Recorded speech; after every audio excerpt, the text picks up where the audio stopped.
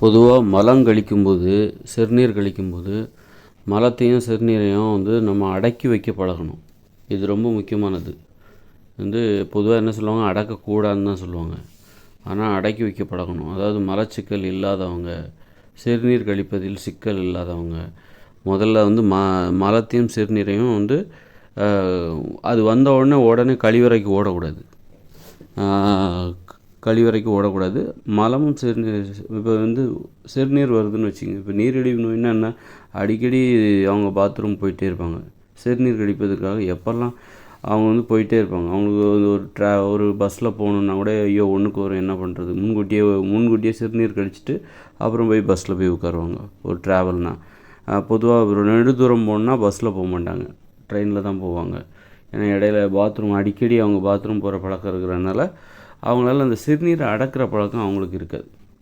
நிறைய படுக்கையில் கூட ஒன்றுக்கு இருப்பாங்க. அதாவது சின்ன பசங்களாம் நிறைய பேர் ஒரு 5-10 வயசில் கூட படுக்கையில் ஒன்றுக்கு போயிடுவாங்க. அதனால் இதுக்கெல்லாம் என்ன தீர்வு அப்படின்னா, சிறுநீரை அடக்கி வைக்கிற பழக்கம் வேணும். சிறுநீர் வந்த உடனே வந்துட்டோ இப்போ வந்துடுமோ, அல்லது நம்ம ஒரு நிகழ்ச்சிக்கு போவாங்க, முன்கூட்டியே சிறுநீர் கழிச்சிட்டு அது பற்றின சிந்தனையிலே இருப்பாங்க, அது பற்றின பயத்திலே இருப்பாங்க. வந்துச்சுன்னா அவங்களால அடக்கவே முடியாது, ஒரு மாதிரி உறுத்திக்கிட்டே இருக்கும் அவங்களுக்கு. அதனால் போய் இவங்க சிறுநீர் கழிக்கிறத பற்றி எப்பவும் பயந்துகிட்டே இருப்பாங்க. அதனால் முதல்ல சிறுநீர் கழிக்கிறதை அடக்கி வைக்கணும், அடக்கக்கூடாது. அதுமாதிரி மலம் கழிப்பதையும் அடக்கி வைக்கணும். மலம் வந்த உடனே ஓடக்கூடாது. மலம் வர்ற மாதிரி இருக்குது அப்படின்னோடனே கழிவறைக்கு போய் உட்காந்துடக்கூடாது. முதல்ல அடக்கி வைக்க பழகணும். அப்போ அதாவது உடல் உணர்வு இருக்குது. இப்போ அது இப்போ நம்ம என்ன தான் அடக்குனாலும் நம்மளால் அதை வெளியேற்றாமல் இருக்க முடியாது. எப்படினாலும் நம்ம வெளியேற்றி தான் ஆக போகிறோம். அப்படி இருக்கும்போது நம்மக்கிட்ட உள்ள பவர் என்னென்னா அடக்கி வைக்கிறது தான். நமக்கு அடக்கி வைக்கிறது தான் நம்மளால் முடிஞ்ச விஷயம். வெளியேற்றுறது நம்மளால் தான் அது நடக்குதுன்னு கிடையாது. அது எப்படினாலும் வெளியேற தான் போகுது, வெளியேற்ற தான் போகிறோம். இப்போ சிறுநீரை வெளியேற்றுறது நம்மளால் தான் அது நடக்குதா? நீ அடக்கி வைக்கலைனாலும் அதுவாக வெளியே எப்படியும் போயிடும். ஓரளவுக்கு தான் அந்த அழுத்தத்தை தாங்க முடியும். அடக்கி வச்சாலும் ஓரளவுக்கு தான் அடக்கி வைக்க முடியும், ஒரு அளவுக்கு மேலே அடக்கி வைக்க முடியாது. அதனால் எப்போவுமே இந்த அடக்கி வைக்கிற பழக்கம் வரணும். அதுக்கு தான் நம்ம பயிற்சி எடுக்கணுமே தவிர, சிறுநீர் கழிப்பது அது வந்துச்சுன்னா வெளியே போகிறதுங்கிறது அதோட செயல்பாடே அதுதான். வந்துச்சுன்னா அது வெளியே போயிடும். ஆனால் நமக்குள்ள கட்டுப்பாடு என்னென்னா, அதில் அடக்கி வைக்கிறது தான் நம்முடைய கட்டுப்பாடு. நம்முடைய திறனே அதில் என்னன்னாக்கா அடக்கி வைக்கிறது தான். சின்ன குழந்தைங்க ஒன்றுக்கு வந்தால் இருந்துருவாங்க. ஆனால் அதுக்கப்புறம் நம்ம என்ன தெரிஞ்சுக்கிறோம், அடக்கி வைக்கணும். அடக்கி வச்சு முறையாக ஒரு இடத்துல கழிவு எங்கே வெளியேற்றணுமோ அந்த இடத்துக்கு போய் தான் அதை வெளியேற்றணும். அப்படிங்கிறது எதனால், அந்த பழக்கம், அந்த திறன் எதனால் வருது, அடக்கி வைக்கிறதுனால தான் வருது. அடக்கி வைக்கிற திறன் வரும்போது தான், அடக்கி வைக்கணுங்கிற உணர்வு வரும்போது தான் அதை சிறுநீரையும் மலத்தையும் அடக்கி வைக்கிற அந்த திறன் வருது. மலம் வந்தோடனே பிற உயிரினங்களை போல் எங்கே நிற்கிறோமோ அங்கே இருக்க போகிறதில்ல, இருக்கக்கூடாது. பிற ஒரு ஆடோ மாடோ எங்கே நிற்கிதோ அது அங்கே அதுக்கு சாணி போடணுமோ அந்த இடத்துல சாணி போட்டுரும், அந்த இடத்துல ஒன்றுக்கு இருக்கணுமோ அந்த இடத்துல ஒன்றுக்குறோம். ஆனாலும் அது சேர்த்து வச்சு தான் ஒன்றுக்கு இருக்கும். அதோட பையில் கொஞ்சம் கொஞ்சமாக சேர்த்து வச்சு அது ஃபுல்லானதுக்கப்புறம் ஒன்றுக்கு இருக்கும். அதுக்கும் ஒரு அளவு வச்சுருக்குது. அது கொஞ்சம் வந்துச்சுனாலே ஒன்றுக்கு இருந்துடுறது. கொஞ்சம் ஒரு சாணி அதோட ஒரு மாட்டோட மரக்குடலில் சேர்ந்துச்சுனாலே உடனே அது ஆயிருக்க போயிடுது, சாணி போட ஆரம்பிச்சிடுறது. அதோட சிறுநீர் பையில் ஒரு மாட்டோட சிறுநீர் பையில் சிறுநீர் கொஞ்சோண்டு சேர்ந்துட்டாலே உடனே அது சிறுநீரை கழிக்க ஆரம்பிச்சிடுறது. அது ஃபுல்லாக நிரம்பணும், அதுக்கு ஒரு அழுத்தம் தேவை. ஃபுல்லாக நிரம்புற வரைக்கும் அது பொறுத்திருக்கும். ஃபுல்லாக நிரம்பி அதுக்கு ஒரு அழுத்தம் தேவை. அந்த அழுத்தத்தை உணர்ந்தோடனே அது மொத்தமாக சாணி போட ஆரம்பிச்சிடும். அப்போ சிறுநீரையும் வெளியேற்ற ஆரம்பிச்சிடும். அப்போது அதுக்கும் அடக்கி வைக்கிற அந்த திறன் இருக்குது. சும்மா கொஞ்சம் கொஞ்சம் ஒன்றுக்கு இருந்துகிட்டே இருக்காது. இப்போ நாயெல்லாம் ஒன்றுக்கு இருக்கும். அது எப்படின்னா, அதுக்கு தன்னுடைய ஏதாவது ஒரு உடைமையை பார்த்தா, ஒரு வெளியில் ஒரு வண்டி நிற்கிது, 2 வீலர் நிற்கிதுன்னா அதில் ஒன்றுக்கு இருக்கும். அதுக்கு காரணம் என்ன சொல்கிறாங்கன்னா, அது தன்னுடைய உடைமையை, ஒரு பொருளை சொந்தம் கொண்டாடுறோம்ல, இது என்னுடைய பொருள் அப்படிங்கிறதுக்காக அது ஒன்றுக்கு இருக்குது. அப்படிங்கிறத குறிக்கிறதுக்காக தான் இந்த பொருள் என்னுடையது. அது ஒரு பொருளை பார்த்தா நமக்கும் ஆசை வரும், அதே மாதிரி அதுக்கும் ஆசை வரும். தன்னுடைய எல்லையை குறிப்பதற்காக அது அந்த மாதிரி அடிக்கடி ஒன்றுக்கு இருக்கும். ஆனால் மாடு அந்த வேலையை செய்யாது, நாய் அந்த மாதிரி செய்யும். வேறு எந்த உயிரினமும் அது மாதிரி செய்யுமா என்னன்னு தெரில. அதை நம்ம உதாரணமாக எடுத்துக்க வேண்டாம். அதோட நோக்கமே வேறு. அதை அடக்கி வைக்காமலாம் ஒன்றுக்கு இருக்குல்ல. அடிக்கடி ஒன்றுக்கு இருக்குது நாய், அது வந்து அடக்கி வைக்காமல் ஒன்றுக்கு இருக்குல்ல. அதோட அது வேற ஒரு காரணத்துக்காக அடிக்கடி ஒன்றுக்கு இருக்குது. ஆனால் ஆடோ மாடோ அது வந்து பொறுமையாக அது வந்து அந்த பையில் மலக்குடலில் அந்த சாணி ஃபுல்லாக சேர்ந்ததுக்கப்புறம் தான் சாணி போடுது. அது மாதிரி அதோட மூத்திர பையில் மூத்திரம் ஃபுல்லாக நிறைஞ்சதுக்கப்புறம் தான் அது ஒன்றுக்கு இருக்குது. ஆனால் மனித உயிர்கள் நாம் வந்து என்ன பண்ணுறோம், நம்மள ஒரு சிலர் என்ன பண்ணுறாங்க, கொஞ்சம் வந்துச்சுனாலே அந்த அழுத்தத்தை தாங்க முடியல. அந்த பையில் சிறுநீர் பையில் அழுத்தம் சேர்ந்து கொஞ்சம் சிறுநீர் சேர்ந்த உடனே அந்த அழுத்தத்தை இவங்களால் தாங்க முடியல, வேகமாக ஓடிட்டுருப்பாங்க பாத்ரூமுக்கு. அந்த மாதிரி போகிறத வந்து கட்டுப்படுத்தணும் நம்மக்கிட்ட.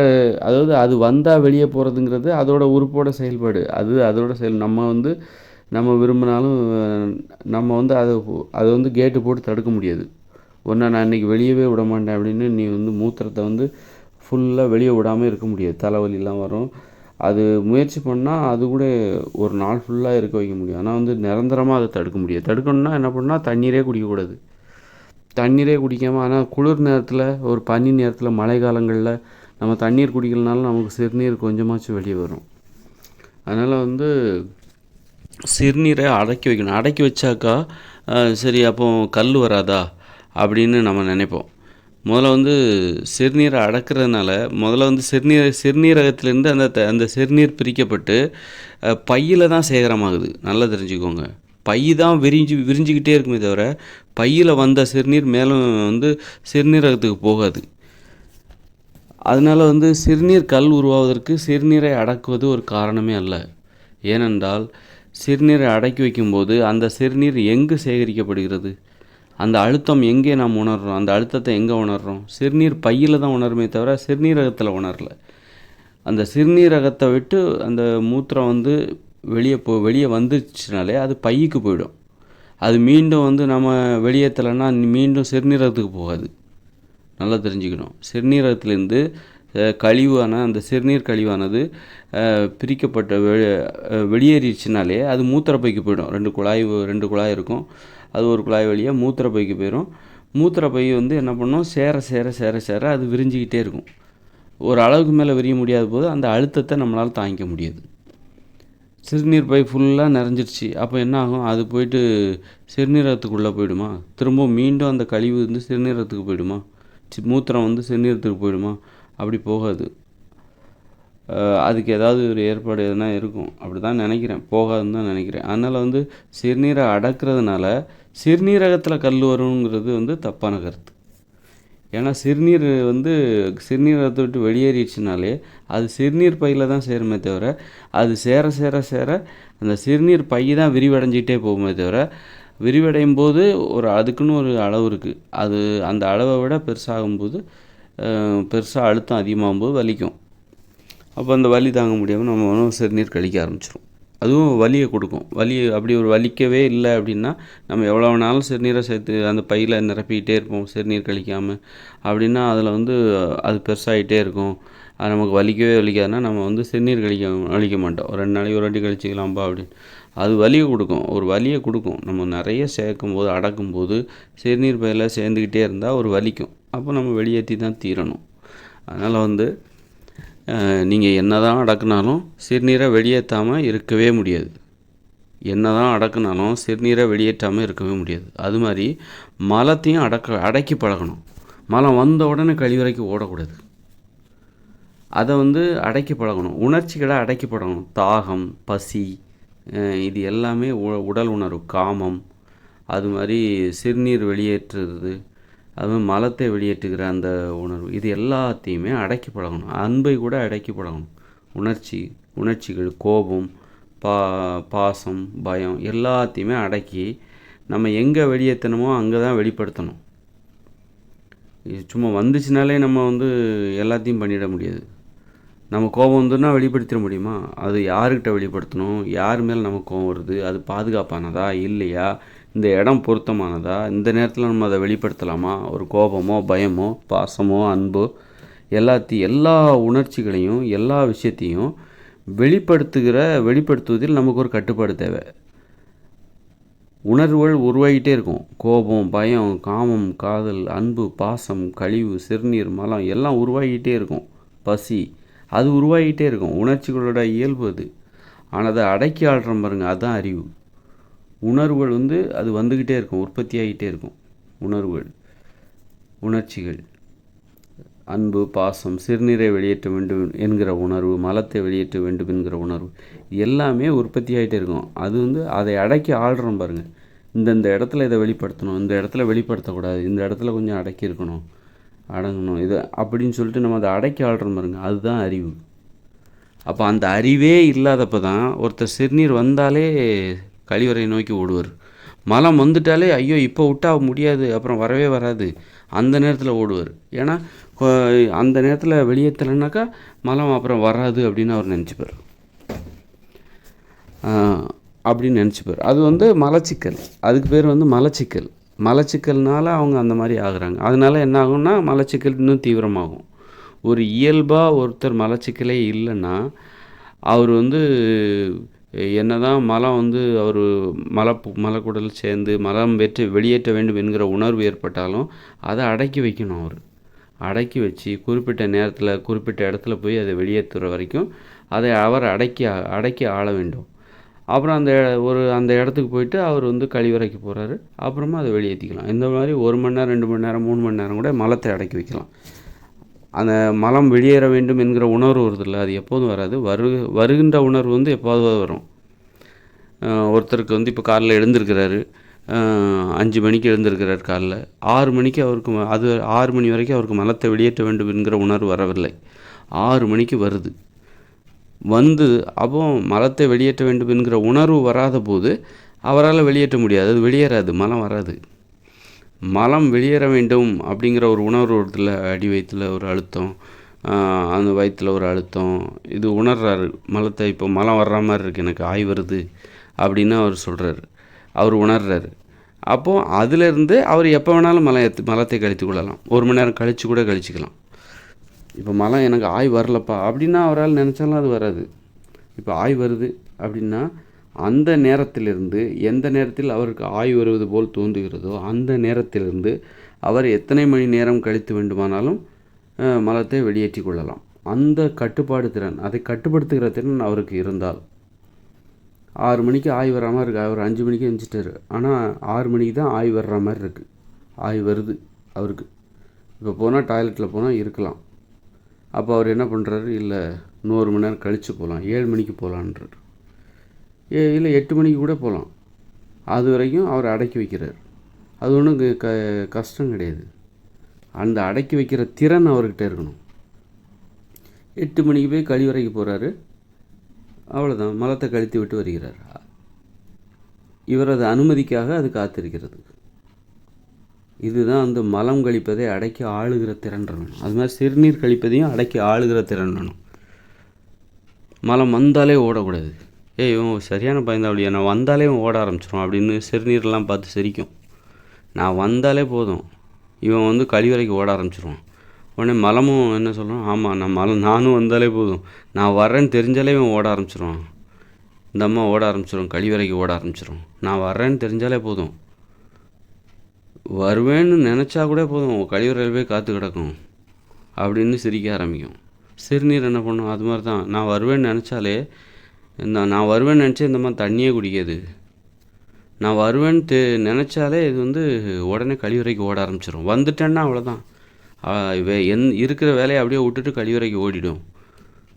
நான் எப்போல்லாம் வரேனோ அப்போல்லாம் கழிவறைக்கு ஓடும் அப்படின்னு சொல்லிட்டு அந்த சிறுநீர் நம்மளை பார்த்து சிரிக்கும். அந்த யார் ஓடுறாங்களோ அவங்கள பார்த்து சிரிக்கும். அதனால் சிறுநீரை அடக்கி ஆளுகிற திறன் வேணும். சிறுநீரை அடக்கி ஆளுகிற திறன், கழிவுகளை அடக்கி ஆளுகிற திறன் இருந்தால் தான் நல்லா தூக்கம் வரும். நல்லா தெரிஞ்சுக்கணும். நல்லா தூங்கணும்னா சும்மா அடிக்கடி போய் ஒன்றுக்கு போகிறாங்கல்ல, வந்தாலே ஒன்றுக்கு போவாங்க சிறுநீர், இந்த நீரிழிவு நோயாளி, கண்டிப்பாக அவங்களுக்கு தூக்கம் வராது. அது மாதிரி மலம் வந்தாலே கழிவறைக்கு ஓடிடணும் அப்படின்னு நினைக்கிறாங்கல்ல, அவங்களுக்கு நிச்சயமாக நல்லா தூக்கம் வராது. இப்போ சிறுநீர் அடிக்கடி கழிக்க ஓடுறாங்களே, சிறுநீர் வந்தாலே கழிவறைக்கு போயிடுவாங்க. இப்படி அடிக்கடி சிறுநீர் கழிச்சிக்கிட்டே இருக்காங்களே, அவங்களுக்கு தூக்கம் வராது. ஏன்னா தூங்கும்போதும் அவங்களுக்கு அந்த பயம் இருக்கும். எப்போ அடிக்கடி ஒன்றுக்கு இருந்துட்டுருவாங்க. நைட்டு தூங்கும்போது இப்போ 10 மணிக்கு படுக்கிறீங்கன்னா அடுத்தோட நீங்கள் சிறுநீர் கழிப்பதற்கு நைட்டெல்லாம் எழுந்திருக்க வேண்டிய அவசியமே இல்லை, காலையில் தான் எழுந்திருக்கணும். அந்த அளவுக்கு அடக்கி வைக்கிற திறன் வேணும். அப்போ தான் நல்லா தூக்கம் வரும். நீங்கள் பயந்தீங்க, சிறுநீர் வந்தாலே சிறுநீர் தூக்கத்தில் எழுந்திரிச்சி உங்களுக்கு சிறுநீர் வர மாதிரி இருக்கும். உடனே 12 மணிக்கு எழுந்திரிச்சி பாத்ரூம் போயிடுவீங்க. அப்புறம் சிறுநீர் திரும்பவும் ஒரு 2 மணிக்கு வருமோ, அப்போ திரும்ப பாத்ரூம். அப்போ நல்ல தூக்கமே வராது. உங்களுக்கு ஒரு பயம், எப்போ சிறுநீர் வருமோ, முன்கூட்டியே கழிச்சிட்டு அப்புறம் படுப்பீங்க. அப்புறம் எப்போ அந்த சிறுநீர் வருமோ, ஏன்னா தூக்கம் கலைஞ்சு போகும். அந்த மனசு தூங்குவதற்கு ஒரு மனநிலை தேவை. நீங்கள் தூங்கிட்டு இருப்பீங்க, சிறுநீர் வரும்போதெல்லாம் போய் பாத்ரூம் போனீங்கன்னாக்கா உங்களுக்கு தூக்கம் கலைஞ்சு போயிடும். அப்புறம் உங்களுக்கு பயம் வேறு, நம்ம தூங்குவோம், திரும்பவும் சிறுநீர் வரும், அப்புறம் திரும்பவும் பாத்ரூம் போவோம், அது நடுராத்திரியாக இருக்கும், திரும்பவும் பாத்ரூம் போக வேண்டியிருக்கும், அப்புறம் திரும்பவும் தூங்குவோம், தூக்கமும் வராது. நமக்கு ஒரு என்னடா நிம்மதியாக தூங்க முடியல. இந்த சிறுநீர் கழிக்கிற பழக்கத்தினால அடிக்கடி சிறுநீர் வர்றதுனால நம்மளால் நிம்மதியாகவே தூங்க முடியல அப்படின்னு நினச்சி தூக்கமே போயிடும். கண்டிப்பாக அடித்து சொல்கிறேன், அடிக்கடி சிறுநீர் கழிக்கிறவங்களால தூக்கமே வராது. அவங்க நல்லா தூக்கம் வேணும்னா முதல்ல சிறுநீரை அடக்கணும். நீங்கள் நிப்பாட்டு பாருங்க, தான் தூங்கிட்டு இருக்காங்கல்ல, கேட்டை போடு. எப்படி இந்த ரயில்வே கேட்டில் ட்ரெயின் போகும்போது கேட்டை மூடுறாங்க, அதே மாதிரி ட்ரெயின் போகுது அப்படின்னா அது தூக்கம்னு நினச்சிக்கோங்க. தூக்கம் போகிற வரைக்கும் நீ வெயிட் பண்ணு. அதான் ட்ரெயின் வருதில்ல, அதான் தூக்கம் வருதில்ல, அதனால் அது வரைக்கும் நீ வெயிட் பண்ணு அப்படின்னு சொல்லிட்டு கேட்டை போட்டுடணும்.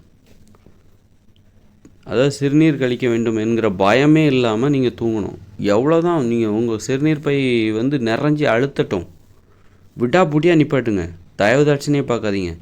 5 மணிக்கு தான் இதோட கேட்டை நான் திறப்பேன், 5 மணிக்கு தான் நான் சிறுநீர் கழிக்க போவேன். நீங்கள் அதனால் நைட்டு தண்ணி குடித்தா தூக்கம் இடையில முழிப்பு சிறுநீர் கழிக்க வேண்டியிருக்குமோ அப்படின்னு சொல்லிட்டு தண்ணி குடிக்காமல் இருக்கக்கூடாது. நைட்டு தண்ணி குடிச்சிட்டு படுத்தா இன்னும் நல்லா தூக்கம் வரும். தண்ணி குடிச்சிட்டு பார்த்தா இடையில ஒன்றுக்கு வரும் அப்படின்னு நினச்சிட்டு பயப்பட வேண்டிய அவசியம் இல்லை. ஒன்றுக்கு வந்தால் என்ன, நான் போக மாட்டேன், அந்த சோம்பேறித்தனம் வரணும். சும்மா இந்த அடிக்கடி சிறுநீர் கழிக்கிறாங்கள அவங்கக்கிட்ட இந்த மாதிரி விஷயங்களில் சோம்பேறித்தனம்லாம் இருக்காது. அவங்க இது சோம்பேறித்தனம் கிடையாது, கட்டுப்பாடு. அது என்னென்னாக்கா அவசரப்படுறாங்கன்னு அர்த்தம்.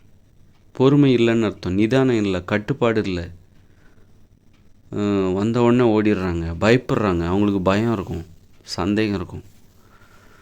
அதனால் உளவியல் ரீதியாக பிரச்சனை இருக்கும். நிம்மதியாக அவங்கள தூங்க முடியாது. நம்ம தூங்குவோம், திரும்பவும் அந்த மூத்திரம் நம்மளை எழுப்பிடுமோ, அந்த நினைப்பே அவங்களுக்கு தூக்கத்தை வராது. அதனால் ஒரு விஷயந்தான் நடக்கணும் அங்கே. ஒன்று நீ தூங்கு, இல்லைன்னா சிறுநீர் கழி, ரெண்டில் ஏதாவது ஒன்று தான் நீ செய்யணும். ஏன்னா ஒருத்தர் பேசிகிட்டு இருக்காங்க, ஒருத்தர் குறுக்க பேசுனா எப்படி இருக்கும், அது மாதிரி தான் இது. ஒருத்தர் நல்லா தூங்கிட்டு இருக்காரு, சிறுநீர் குறுக்கிடுது. சிறுநீர் கழிக்கிற உணர்வு இருக்குல்ல, அது குறுக்கிடுது. நல்லா தூங்கிட்டு இருக்கிற ஒருத்தரை போய் எழுப்புது. தூங்கிட்டு இருக்கிறவங்கள எழுப்புனா எப்படி இருக்கும், 4-5 வாட்டி எழுப்புனா எப்படி இருக்கும், அல்லது 2-3 வாட்டி, ஒரு வாட்டி எழுப்புனா எப்படி இருக்கும், அது நாகரிகம் இல்லைல்ல. அதே மாதிரி தான் தூங்குற ஒரு ஆள் நைட்டு 2-3 வாட்டி சிறுநீர் கழிக்க போகிறாரு. அப்போ அவர் எப்படி நிம்மதியாக தூங்குவார்? ஒரு நல்லா தூங்குறாரு, அவரை நீங்கள் 2-3 வாட்டி எழுப்பி விட்டுருங்க. அப்போ அவர் நிம்மதியாக தூங்குவாரா? டெய்லி உங்களுக்கு அதுவே வேலைன்னா அவரால் நிம்மதியாக தூங்க முடியுமா? முடியாது. ஆனால் நிம்மதியாக தூங்கணுன்னா சிறுநீரை அடக்கி ஆளுகிற திறன் வேணும். ஒன்றும் ஆகிடாது. அப்படியே உங்களுக்கு அறிவியல் பூர்வமாக இல்லை அடக்கி ஆண்டா சிறுநீர் பையில் கல் வரும்னு நீங்கள் நினச்சிங்கன்னா அதுக்கு ஒரு மருந்து. சிறுநீர்களில் கல்லே உருவாகாத அளவுக்கு சிறுநீரக ஆரோக்கியத்திற்கு உள்ள உணவுகளை சாப்பிடுங்க. முன்கூட்டியே சிறுநீரகம் ஆரோக்கியமாக இருப்பதற்கு என்னென்ன உணவு தேவையோ அதை சாப்பிடுங்க. நம்ம இன்றைக்கி செத்துப்போன உணவுகளான சமையல் உணவுகளை அதிகமாக சாப்பிட்றோம். அதனால தான் நோய்கள் வருவதற்கு அதான் காரணம். இன்னும் வேறு ஒரு காரணம் இருக்குது, முக்கியமான காரணம், அதை அப்புறமா சொல்கிறேன். நோய் வருவதற்கு என்ன காரணம்னு சொல்லிட்டு மிக முக்கியமான காரணம். நம்ம முக்கியமாக இந்த செத்துப்போன உணவுகள் சமைச்சு சாப்பிட்றோம்ல. நம்மக்கிட்ட தீப்பெட்டி இருக்குது, அதனால் சமைச்சு சாப்பிட்றோம். லைட்டர் இருக்குது, கேஸ் ஸ்டவ் இருக்குது, நெருப்பை எளிதாக பற்ற வைத்து விடுகிறோம். அதனால் சமைச்சு அந்த உணவை கொன்று தான் சாப்பிடுகிறோம். கொஞ்சம் மிச்சமும் இல்லாமல் அதில் கொஞ்சம் கூட உயிரே இல்லாத உணவுகளை நம்ம சாப்பிட்டுட்ருக்கோம். அதனால தான் இந்த மாதிரி சிறுநீரகங்களில் கல் வர்றது. அதுக்கு நம்ம என்ன காரணம் பண்ணுறோம், நீ அடக்கி வைக்கிறதுனால தான் உனக்கு கல் வருது, அது மேலே பழி போட்டுறணும். நீ தான் காரணம், நான் இல்லை அப்படின்ற மாதிரி. அதனால் வந்து சிறுநீரகத்தை நல்ல நல்ல ஆரோக்கியமாக வச்சுக்கணுன்னாக்கா பச்சையாக உணவுகள் நிறைய சாப்பிடுங்க. பழங்கள் சாப்பிடுங்க, காய்கறிகள் சாப்பிடுங்க. வாழைத்தண்டு அதை வந்து உடனே அதையும் வந்து கொதிக்க வச்சிடக்கூடாது. அந்த ஜூஸ் எடுத்து உடனே சூடு பண்ணி குடிச்சிடக்கூடாது. பச்சையாக குடிங்க. பச்சையாக குடிப்போம், வாங்க சாப்பிடலாம், குடிப்போம். வாரத்தில் ஒரு வாட்டியாக குடிப்போம். நம்ம உடம்பை பார்த்துக்கிறது தானேங்க நம்ம வேலை. நம்ம ஒரு வண்டி வச்சுருக்கோம், வாரந்தோறும் துடைக்கிறோமா, அதை கழுவுறோமா, அதை கூட நிறைய பேர் பண்ண மாட்டோம் நம்ம. அதே மாதிரி தான் நம்ம உடம்பை வந்து ஆரோக்கியமாக வச்சுக்கணும்னா அதை ஒழுங்காக பார்த்துக்கணும். டெய்லி குளிக்கிறோம்ல, அதே மாதிரி தான் உடல் ஆரோக்கியமாக இருப்பதற்கு நம்முடைய உணவு முறைகள். இப்போ நீங்கள் வந்து இயற்கையோடு இணைந்த மனித வாழ்க்கையில் நீங்கள் வந்து அங்கே இருக்கிற வாழ்க்கை முறையே உங்களை ஆரோக்கியமாக தான் வச்சுக்கும். இன்றைக்கி நம்மக்கிட்ட தீப்பெட்டி இருக்குது, கேஸ் ஸ்டவ் இருக்குது. அதனால் எளிதாக தீயை பற்ற வச்சு எல்லா உணவையும் சமைச்சு சாப்பிட்றோம். பச்சையாக உணவு எடுத்துக்கிறதே பெரும்பாலும் குறைஞ்சி போச்சு. சமைச்சு சாப்பிட்றோம்ல, நெருப்பில் வேக வச்சு அதோட உயிர்த்தன்மையை கொண்டு விட்டு அதை நம்ம சாப்பிட்றோம். ஒரு தேங்காவை நீங்கள் பச்சையாக சாப்பிட்றதுக்கும் அதை வந்து அரைச்சி குழம்புல ஊற்றி சாப்பிட்றதுக்கும் எவ்வளோ வித்தியாசம் இருக்குது. பச்சையாக சாப்பிடும்போது அது வயிற்று புண்ணை குணப்படுத்தும். அதே நீங்கள் அரைச்சி மசாலாவாக மாற்றி அதை குழம்புல போட்டு கொதிக்க வச்சு அந்த குழம்பை சாப்பிட்டா அது வயிற்று புண்ணை குணப்படுத்துமா? என்றைக்குமே குணப்படுத்தாது. பச்சையாக சாப்பிட்டா அவ்வளோ பவர் இருக்குது தேங்காவில். அது மாதிரி ஒரு மணத்தக்காளி கீரை, அப்புறம் வந்து புதினா இலை நீங்கள் புதினா சட்னி துவையல் வச்சு சாப்பிட்டாலும் அதனால் எந்த பலனும் கிடையாது. ஏன்னா நீங்கள் அதை வந்து அரைச்சி மிக்சியில் போட்டு அரைச்சி அதை வதக்கிடுறீங்க, நெருப்பில் வதக்கிடுறீங்க, நல்லா வதக்கி அப்புறமா தான் அதை சாப்பிட்றீங்க அந்த துவையல். அதனால் அதில் உள்ள சத்துலாம் ரொம்ப பவர் குறைஞ்சிரும். அதனால் சமைத்த உணவுகளை சாப்பிடுவதை தவிர்க்க வேண்டும். பச்சையாக சாப்பிட்ணும். வேர்க்கடலை இருக்கா, அதை உடனே அவிச்சிடக்கூடாது, வறுத்துடக்கூடாது. வேர்க்கடலையே அப்படி அது வந்து நீங்கள் மொத்தமாக உடச்சி வச்சுக்கோங்க. அது காஞ்சினா கூட பரவாயில்ல. அப்புறமா ஒரு கைப்பிடி அள்ளி தண்ணியில் ஊற போட்டு சாப்பிடுங்க. கொண்டக்கடலை அதெல்லாம் அப்படி தான், தண்ணியில் ஊற போட்டு சாப்பிடுங்க. அது ஊற போடாமல் சாப்பிட்றத விட ஊற போட்டு சாப்பிட்றது ரொம்ப நல்லது. இந்த மாதிரி பச்சையாக சாப்பிடணும். பச்சையாக சாப்பிட நமக்கு எந்த நோயுமே வராது. ஆனால் எப்போ பச்சையாக சாப்பிடணுன்னா முதல்ல அந்த நிர்பந்தம் வரணும் நமக்கு. வேறு வழியே இல்லைப்பா, பச்சையாக சாப்பிட்றத தவிர உனக்கு வேறு வழியே இல்லை, பச்சையாக தான் நீ சாப்பிட்டாகணும். அது எங்கே வரும்னா இயற்கையோடு இணைந்த மனித வாழ்க்கையில் வரும். எப்போ 2040க்கு பிறகு வரப்போதில்ல இயற்கையோடு இணைந்த மனித வாழ்க்கை, அப்போ தான் நம்ம பச்சையாக சாப்பிடுவோம். வேறு வழியே இல்லை. அங்கே தீப்பெட்டி கிடைக்காது. நீங்கள் ஒவ்வொரு முறையும் நீங்கள் வந்து உங்கள் சிக்கி முக்கி கல்லை எடுத்து தேய்ச்சிக்கிட்டு இருப்பீங்களா, இல்லது வந்து கல்லையும் உரசி தீயை பற்ற வச்சுக்கிட்டு இருப்பீங்களா? தீயை பற்ற வைக்கிறது ரொம்ப கஷ்டம். அதில் வந்து கம்பையும் உரசி அதில் வந்து தும்பையும் பஞ்சையும் போட்டு அதில் தீயை பற்ற வைப்பீங்களா? அதனால் அது ஒரு மழை காலத்தில் சாத்தியமா? ரொம்ப குளிர்ச்சியான நேரத்தில் அது சாத்தியமா? நீங்கள் குடிசையில் தான் வசிக்கிறீங்க. இயற்கையோடு இணைந்த மனித வாழ்க்கை என்பது குடிசையில் வாழ்கிற வாழ்க்கை. குடிசையில் தான் வசிக்கிறீங்க. நீங்கள் அங்கே போய் எங்கே தீயை பற்ற வைப்பீங்க ஒரு மழை பெய்கிற நேரத்தில்? நம்ம தமிழ்நாடு மாதிரியா உலகத்தில் எல்லா நாடும் இருக்குது? உலகத்தில் எல்லா நாடும் ரொம்ப மழை பெய்கிற நாடெல்லாம் இருக்குது. பனி பிரதேசம் உள்ள அவங்கெல்லாம் நெருப்பை எப்படி தான் பற்ற வைக்க போகிறாங்களோ தெரில. ஆனால் அவங்களுக்கு நெருப்பு தேவை. நமக்கு கூட நெருப்பு தேவையில்ல, அவங்களும் நெருப்பு தேவை. ஆனால் நெருப்புன்னா ஒரு குளிரிலிருந்து பாதுகாப்பதற்கு அவங்களுக்கு நெருப்பு தேவை. மற்றபடி அவங்க சமைச்சு சாப்பிடக்கூடாதுங்கிறது எல்லாத்துக்கும் பொதுவானது தான். அவங்க கூட சமைச்சு சாப்பிடக்கூடாது. சூடாக சாப்பிட்றோம், வெந்நீரை சாப்பிட்றோம். வெந்நீர் ஏன் குடிக்கிறாங்கன்னா அது நோயாளிகள் தான் குடிக்கணும். ஏன்னா நோயாளிகளுக்கு எதிர்ப்பு சக்தி குறைவாக இருக்கும். அந்த நேரத்தில் எதிர்ப்பு சக்திங்கிறது என்னன்னா நோயை எதிர்க்கின்ற சக்தி. அப்புறம் வந்து ஒரு ஒரு ஆற்றலை வந்து தாங்கி கொள்கிற சக்தி நல்ல விஷயத்தையும் தாங்கிக்கிற சக்தி இருக்காது, கெட்ட விஷயத்தையும் தாங்கிக்கிற சக்தி இருக்காது. இப்போ நம்ம உண்ணுகிற உணவில் நல்ல விஷயமும் இருக்கும், கெட்ட விஷயமும் இருக்கும். ரெண்டையும் தாங்கிக்கிற சக்தி இருக்கணும் உடம்புக்கு. நல்லா புரிஞ்சுக்கணும். இப்போ வந்து நம்ம உண்ணுகிற உணவில் நல்லதும் இருக்கும், கெட்டதும் இருக்கும். ரெண்டையுமே தாங்கிக்கிற சக்தி நம்ம உடம்புல இருக்கணும். நல்ல விஷயத்தை அதில் நல்லது செய்கிற ஊட்டச்சத்துக்கள் இருக்கும், பாக்டீரியா இருக்கும். அதுமாதிரி கெட்டது செய்கிற பாக்டீரியாவும் இருக்கும். நமக்கு வைரஸ் இருக்கும், கிருமி இருக்கும், நல்லது செய்கிற கிருமியும் இருக்கும். அந்த ரெண்டையுமே தாங்கிக்கிற சக்தி வரணும். அது நோயாளிகளுக்கு இருக்காது. ஒரு காய்ச்சல் வந்துருச்சா நீங்கள் ரெண்டையுமே தாங்கிக்க மாட்டீங்க.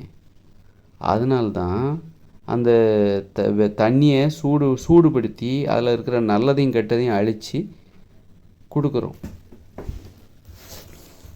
நல்லதையும் கெட்டதையும் அழித்து அந்த தண்ணியை கொடுக்குறாங்க. அந்த தண்ணியை குடிக்கிறதுனால உடம்புக்கு எந்த சிரமமும் இல்லை. ஏன்னா அதில் நல்லதும் இல்லை கெட்டதும் இல்லை. ஏன்னா காய்ச்சலில் இருக்கிறவங்களுக்கு நல்லதை தாங்கிக்கிற சக்தியும் கிடையாது, கெட்டதை தாங்கிக்கிற சக்தியும் கிடையாது. நோய் எதிர்ப்பு சக்தி ரொம்ப குறைஞ்சிருச்சோம். நோய் எதிர்ப்பு சக்தி அப்புறம் எதிர்கொள்கிற சக்தி, நோயை எதிர்கொள்கிற சக்தி, நோயை எதிர்க்கின்ற சக்தி, அதே மாதிரி ஒரு ஆரோக்கியத்தை வரவேற்கின்ற சக்தி, நோயை எதிர்க்கின்ற சக்தி, ஆரோக்கியத்தை வரவேற்கின்ற சக்தி. அது இந்த 2 சக்தியும் உடம்பில் இருக்கணும். உடம்பில் இருக்க வேண்டிய 2 சக்தி, ஒன்று நோயை எதிர்க்கின்ற சக்தி, இன்னொன்று ஆரோக்கியத்தை வரவேற்கின்ற சக்தி. அப்போ நாம் சாப்பிட்ற சாப்பாட்டில், குடிக்கிற தண்ணியில் நோயை ஏற்படுத்துகிற கிருமிகளும் இருக்கும், நல்லது செய்கிற கிருமி ஊட்டச்சத்துக்களும் அதில் இருக்கும். நல்லது செய்கிற ஊட்டச்சத்துக்கள் கிருமிகளை ஏற்றுக்கொள்கிற வரவேற்கின்ற அந்த சக்தி நம்மக்கிட்ட இருக்கணும். அது மாதிரி அந்த தண்ணியில் கெட்டது செய்கிற கிருமியும் இருக்கும், கெட்டது செய்கிற இதுவும் இருக்கும். அதை எதிர்த்து போராடி அதை வெற்றி கொள்கிற திறனும் நம்ம உடம்புல இருக்கணும். இந்த 2மே ஒரு காய்ச்சலில் இருக்கிறவங்களுக்கோ ஒரு நோய்வாய்ப்பட்டவங்களுக்கு இருக்காது. அதனால் அவங்களுக்கு அந்த 2 வேலையும் கொடுக்கக்கூடாது அந்த நேரத்தில் அப்படிங்கிறக்காக தான் வெந்நீரை கொடுக்குறாங்க. வெந்நீரில் குளிக்கிறது கூட அதுவாக தான் காரணம். அதனால் எப்போதும் நீங்கள் வெந்நீரே குடிச்சிட்ருக்காது. செத்துப்போன தண்ணீர் அது. வெந்நீருங்கிறது வேறு ஒன்றும் இல்லை, செத்துப்போன தண்ணீர். அந்த தண்ணீர் அப்போ தான் சாகடிக்கப்பட்டது. சூடாக குடிச்சிடணும். வெந்நீரை நீங்கள் சூடாக தான் குடிக்கணும். அப்புறம் அது ரொம்ப நேரம் ஆச்சுன்னா அது பிண நீர் ஆகிடும். அதில் உள்ள கிருமிகள், நல்ல கிருமிகள் அப்போ செத்து போச்சுல்ல, சூடுபடுத்தும் போது செத்து போன அந்த கிருமிகள் எல்லாம் என்ன ஆகும் அப்படின்னா, ரொம்ப நேரம் ஆகிப்போச்சு, ஒரு நாள் ஆகிப்போச்சுன்னா அந்த கிருமிகள் கெட்டு போக ஆரம்பிச்சிடும். கெட்டு போய் நார ஆரம்பிச்சிடும். ஒரு உடம்பு செத்து போச்சுன்னா என்ன ஆகும், ஒரு நாளைக்கு அப்புறம் நாறுதில்ல. அது மாதிரி நம்ம வெந்நீரை எப்போ சுட வைக்கிறோமோ அப்போவே குடிச்சிடணும். இன்றைக்கி 2 நாளைக்கு முன்னாடி சுட வச்சது, நேற்று சுட வச்சதுன்னு சொல்லிட்டு இன்றைக்கி அதை சூடு இல்லாமல் அதை குடிக்கக்கூடாது. ஏன்னா அதில் உள்ள கிருமிகள்லாம் நேற்று சுட வைக்கும்போது செத்த கிருமிகள் ஒரு நாள் ஆகி போச்சுன்னா அது என்ன ஆகும், அது பிணமாக அதோடைய நார ஆரம்பிச்சிடும். அதனால் நம்முடைய உணவு முறைகள் தான் இந்த நோய்களுக்கு காரணம். சிறுநீரகத்தில் கல் வர்றதுக்கும், சிறுநீரக செயலிழப்பிற்கும், நீரிழிவு நோய் எல்லாமே காரணம் இந்த உணவு முறை தான் காரணம். உணவு முறை சமைச்சு சமைச்சு சமைச்சு சமைச்சு சாப்பிட்றோம். அதுக்கு காரணம் இந்த தீப்பெட்டி, லைட்டர், நம்முடைய தொழில்நுட்பம் தான் காரணம். இந்த எளிதாக நெருப்பை உருவாக்கி கொள்வது, அப்புறம் கரண்ட் அடுப்பு, இப்படி நம்ம நினச்ச உடனே சூடுபட்டு நம்ம சமைச்சு சாப்பிட முடியும். எந்த சிரமமும் நமக்கு கிடையாது. இந்த ஒரு காரணம்தான் நம்ம உடம்புல நோய் எதிர்ப்பு சக்தியும் இல்லை, ஆரோக்கியத்தை வரவேற்கின்ற சக்தியும் இல்லை, ஆரோக்கியத்தை ஏற்றுக்கொள்கின்ற சக்தியும் கிடையாது, நோயை எதிர்க்கின்ற சக்தியும் கிடையாது. இந்த 2 சக்தியுமே நம்ம உடம்புல இல்லை. ஏன்னா நாம் சாப்பிட்ற சாப்பாடெல்லாம் சமைச்சு சமைச்சு சமைச்சு சமைச்சு அந்த உணவுகளில் உள்ள உயிர் ஆற்றலை கொன்று சாப்பிடுகிறோம். தான் சாப்பிடுகிறோம். செத்துப்போன உணவுகளை சாப்பிடுகிறோம். அதனால தான் நமக்கு இந்த 2மே இல்லாமலே வளர்கிறோம். அதே மாதிரி இயற்கை ஒரு குளிரை தாங்க முடியல, வெயிலை தாங்க முடியல. ஏன்னா குளிர் வெயில் அதில் நல்லதும் இருக்குது கெட்டதும் இருக்குது. ஒரு வெயிலுன்னா அதில் நல்லதும் இருக்கும் கெட்டதும் இருக்கும். 2யுமே தாங்கிக்கணும். 2யுமே தாங்கிக்க முடியல. வெயிலே தாங்கிக்க முடியல, ஒரு குளிரே தாங்கிக்க முடியல, மழையே தாங்கிக்க முடியல. இந்த மாதிரி உணவு முறை தான் நம்ம இந்த சிறுநீரகத்தில் கல் வர்றதுக்கெலாம் காரணம். அதுக்கு போய்ட்டு நீ அடக்கி வைக்காத, சரியான காரணத்தை கண்டுபிடிக்க முடியல. அடக்கி வைக்கிறது தான் காரணம் அப்படின்ட்டு நாம் தப்பாக நினச்சிக்கிறோம். அடக்கி வைக்கிறது நல்லது. ஒரு கட்டுப்படுத்துகிற திறன் இருந்தால் தான் எல்லாராலையும் அடக்கி வைக்க முடியாது. அதை கட்டுப்படுத்துகிற திறன், உணர்ச்சிகளை அடக்கி ஆளுகிற திறன், காம உணர்ச்சிகளை, கோபத்தை, பயத்தை, பசியை,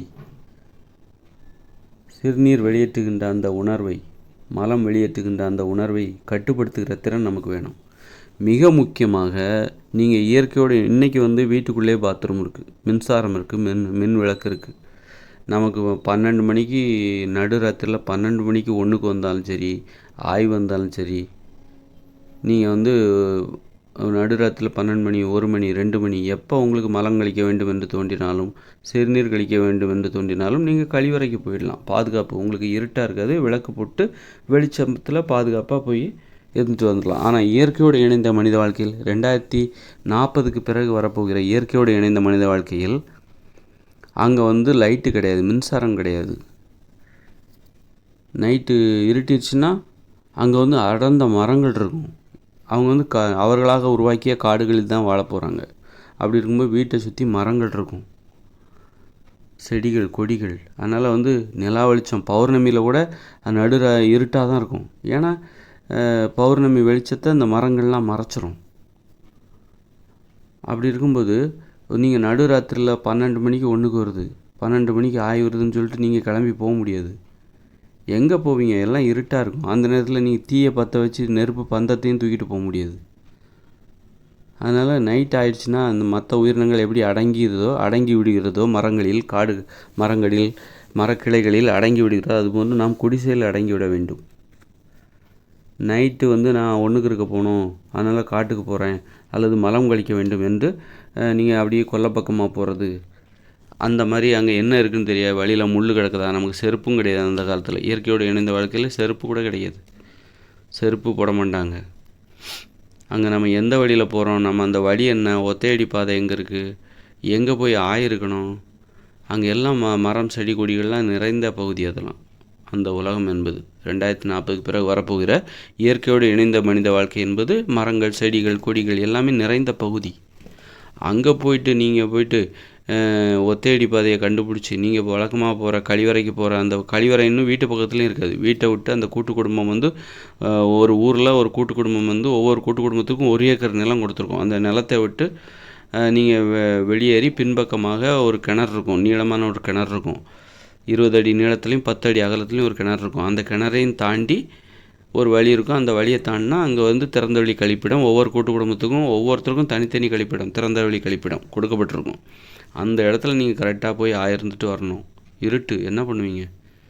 அதனால் நீங்கள் நடுராத்தில் 1 மணிக்கு உங்களுக்கு ஆய்வு வந்தாலும் 1 மணிக்கு சிறுநீராவது வீட்டுக்கு பின்னாடி கழிச்சிட்டு வந்துடலாம்.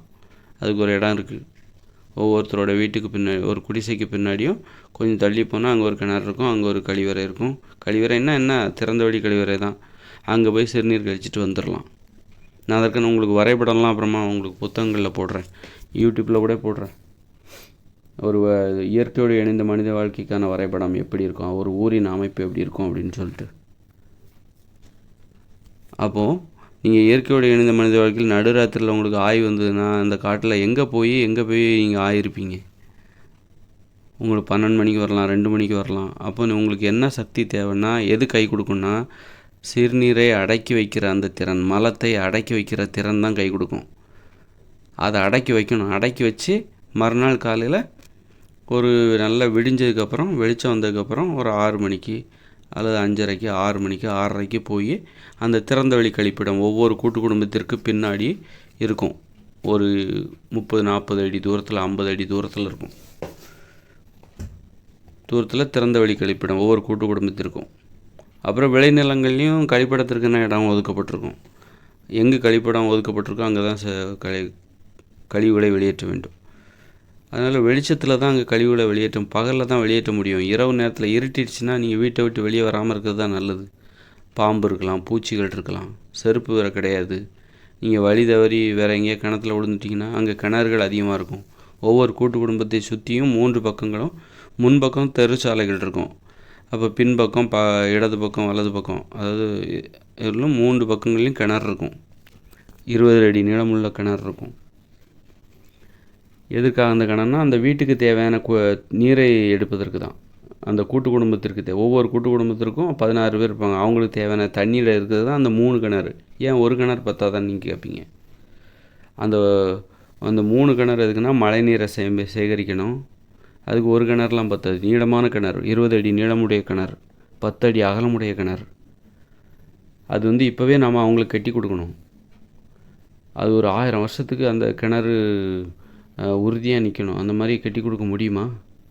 அந்த அளவுக்கு தொழில்நுட்பத்தை நீங்கள் கண்டுபிடிக்க முடியுமா? முடியும்னா அதை கட்டி கொடுங்க. அந்த கிணறுகள் தான் அவர்களது வாழ்க்கையை எளிதாக்கும்.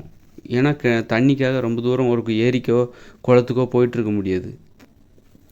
அங்கேருந்து தண்ணியை பிடிச்சி வீட்டில் கொண்டு நிரப்பி வச்சிட்ருக்க முடியாது. நேரம் வேஸ்ட்டாக போயிடும், வாழ்க்கையே மகிழ்ச்சி இல்லாமல் போயிடும். என்னடா தண்ணிக்காக ஒரு 2-3 மணி நேரத்தை டெய்லி செலவழிக்க வேண்டியிருக்கு. அந்த நீங்கள் ஏரியில் போய் தண்ணி எடுக்கிறீங்க அப்படின்னா அந்த ஏரி சுத்தமாக வேறு இருக்கணும். அங்கே ஆடு மாடெல்லாம் குளிப்பாட்டி மனுஷங்க ஆயிருந்தா குண்டி கழுவிட்டு அப்படி போனால் அந்த ஏரி தண்ணி சுத்தமாக இருக்குன்னு நம்ம எப்படி சொல்ல முடியும்?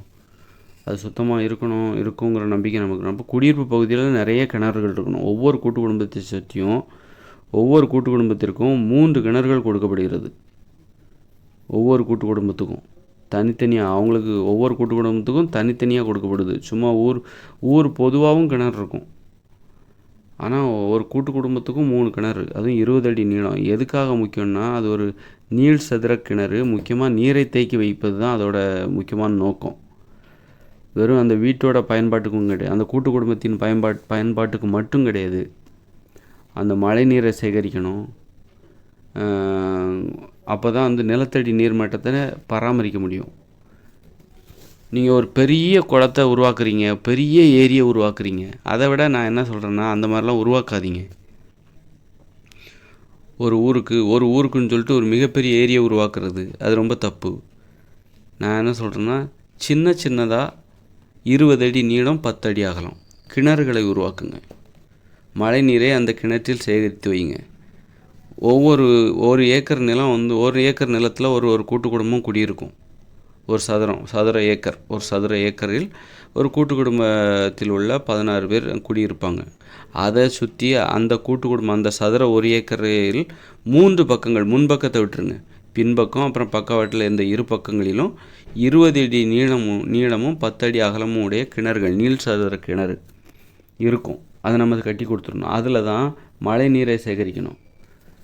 இப்படி பண்ணாலே போதும். பெரிய ஏரி நீங்கள் தோண்டவே வேண்டாம். இயற்கையோடு இணைந்த மனித வாழ்க்கையில் நம்ம பெரிய ஏரியை கட்டவே கூடாது. இந்த மாதிரி ஒவ்வொரு வீட்டு பக்கத்துலேயும் நீர்நிலைகளை உருவாக்கிட்டாலே போதும். நீர்நிலைகள் பக்கத்துலேயே வேணும். நீங்கள் எங்கேயோ பெரிய ஏரியை உருவாக்கி அப்போ அதிலேருந்து நீர் பாசனத்தை ஏரி பாசனம்லாம் வேலைக்கே ஆகுது. ரொம்ப வாழ்க்கையை சிரமமாக்கிறோம். ஏன்னா நீங்கள் உணவுக்காக ஒருங்கிணைந்த வேளாண்மை என்னும் தொழிலை செய்ய போகிறீங்க. ஒவ்வொரு 8 வயசுக்கு மேற்பட்ட ஒவ்வொருத்தரும் 2 ஏக்கர் நிலம் கொடுக்குறோம். அப்போ அவங்களுக்கு ஏரியிலேருந்து தண்ணி வர வச்சு பெரிய ஏரியை கட்டி அதுலேருந்து தண்ணீரை கால்வாய் மூலமாக கொண்டு அந்த கால்வாயிலேருந்து தண்ணியை அவங்க மரங்கள், அதாவது உணவுகளை தருகிற மரங்கள், செடிகளுக்கு பாய்ச்சி அதன் மூலம் அவர்களை உணவு உற்பத்தி செய்வார்கள் அப்படின்னு நீங்கள் நினச்சிங்கன்னா அது நடக்காது. ஏரி பாசனம்லாம் எல்லாத்துக்கும் சாதகமாக இருக்காது. ஏரியில் எப்போதும் தண்ணி இருக்குன்னு நினைக்க முடியாது. வாய்க்காலில் வர்ற தண்ணியை நீங்கள் உங்கள் வயலுக்கு பாய்ச்சுவீங்க அப்படின்னு நினைக்க முடியாது. எங்கே மேடான இடத்துக்கு அந்த தண்ணி பாயாது. அதனால் ஒவ்வொரு 2 ஏக்கர் விளைநிலத்திலும் ஒவ்வொருத்தர் 8 வயசுக்கு மேலே இருக்கிற ஒவ்வொருத்தருக்காகவும் ஒரு 2 ஏக்கர் விளைநிலம் கொடுக்கப்படுகிறது. அந்த விளைநிலத்தில் ஒரு கிணறு இருக்கணும் கண்டிப்பாக. அப்புறம் ஒவ்வொரு கூட்டு குடும்பத்தையும் சுற்றி 3 நீள் சதுர கிணறு, 20 அடி நீளமுடைய 10 அடி அகலமுடைய நீள் சதுர கிணறு, 3 கிணறு ஒவ்வொரு கூட்டு குடும்பத்துக்கும். ஒரு ஊரில் 300 கூட்டு குடும்பங்கள் இருக்குது. அப்போ 300 × 3 900 கிணறு இருக்குது. 900 கிணறா? ஒரு ஊருக்கு 900 கிணறா அப்படின்னு நீங்கள் ஆச்சரியப்படாதீங்க. நான் தான் பெரிய ஏரிங்கிறதே வேண்டான்னு சொல்லிட்டேனே. அந்த ஒவ்வொரு ஊருக்கும் நீங்கள் மிகப்பெரிய ஏரியை கட்டுறதுக்கு பதிலாக அந்த மிகப்பெரிய ஏரியை 900 கிணறுகளாக பிரித்து விடுங்கள். நான் குடியிருப்பு பகுதியில் மட்டும்தான் 900 கிணறு, அதுவும் இந்த கூட்டு குடும்பத்தை சுற்றி 3 கிணறு. ஒவ்வொரு கூட்டு குடும்பத்தை சுற்றிலும் 3 பக்கங்களிலும் ஒரு 3 கிணறு, 20 அடி நீளமுடைய 10 அடி அகலமுடைய கிணறுகள் நான் சொன்னேன். அப்புறம் விளைநிலத்தில் வேறு ஒவ்வொரு விளைநிலத்துலேயும் ஒரு 20 அடி நீளமும் 10 அடி அகலமும் உடைய கிணறு ஒன்று இருக்கும். அப்படின்னா ஒரு குடும்பத்துக்கு 16 விளைநிலங்கள், 32 ஏக்கர், 16 விளைநிலங்கள். ஒரு விளைநிலத்தோட அளவு, ஒருத்தருக்கு கொடுக்கப்படுகிற ஒரு விளைநிலத்தின் அளவு 2 ஏக்கர். அப்படிங்கும்போது 16 விளைநிலங்கள் அங்கே இருக்கும். 16 விளையத்துலேயும் தலா ஒரு கிணறு அங்கே இருக்கும். 16 விளைநிலத்திலும் அந்த விளைநிலத்திற்கு தேவையான கிணறு அங்கே இருக்கும். அப்போ 16 ஒரு குடும்பத்துக்கும் 16 கிணறு, விளைநிலத்தில் இருக்கக்கூடிய கிணறு. அப்படின்னா 300 குடும்பங்கள் இருக்குது. 300 இன்ட்டு 300 கூட்டு குடும்பங்கள் இருக்குது. 300 கூட்டு குடும்பத்துக்கும் ஒவ்வொரு குடும்பத்துக்கும் 16 கிணறு, விளைநிலத்தில் இருக்கக்கூடிய கிணறு. 16ன்னா 300 இன்ட்டு 16 எவ்வளோ? 3 300 இன்ட்டு 16 30,000 30 3 18 3 18 48,000 எவ்வளோ கிணறு பாருங்கள். அப்போ நம்ம வந்து என்னென்னாக்கா மிகப்பெரிய ஏரி ஒவ்வொரு ஊருக்கும் நீங்கள் மிகப்பெரிய ஏரியை உருவாக்க வேண்டிய அவசியமே இல்லை. இந்த கிணறுகளே போதும். சிறு சிறு கிணறுகளாக, அது 20 அடி நீளம், அதுவும் சிறு சிறு கிணறு கிடையாது, குட்டைன்னு சொல்லலாம். அப்படி மக்கள் வாழ்க்கையோடு அவங்க குடியிருப்பு பகுதியிலும் இருக்கும், விளைநிலத்திலும் இருக்கும். விளைநிலத்திற்கு தேவையான தண்ணீரை தேடி நீங்கள் ஏரிக்கோ கால்வாய் பாசனத்துக்கோ போக வேண்டிய அவசியம் இல்லை. ஏரிங்கிற ஒரு அமைப்பை நம்ம ஏற்படுத்தவே தேவையில்லை. ஒவ்வொரு விளைநிலத்துலேயும் ஒரு கிணறு, 20 அடி நீளமுள்ள 10 அடி அகலமுள்ள ஒரு கிணறு. அப்புறம் ஒவ்வொரு கூட்டு குடும்பத்தை சுற்றிலும் 3 பக்கத்துலேயும் பின்பக்கம் அப்புறம் பக்கவாட்டு இரு பக்கங்களிலும் தலா ஒரு கிணறு, 20 அடி நீளமுடைய 10 அடி அகலமுடைய கிணறு. அப்புறம் வந்து விளையாட்டு மைதானம், பூங்காக்கள், குடியிருப்பு பகுதியில் இருக்கும் அங்கேயும் வந்து ஒரு கிணறு நம்ம வைக்கணும். ஆக எவ்வளோ கிணறு இருக்கு பாருங்கள்.